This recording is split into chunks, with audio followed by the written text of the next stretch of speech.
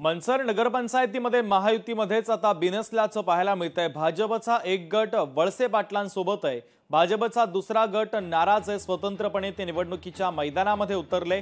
भाजप जिल्हा उपाध्यक्ष संजय थोरात यांनी या संदर्भात महत्त्वाचं वक्तव्यही केलेलं आहे।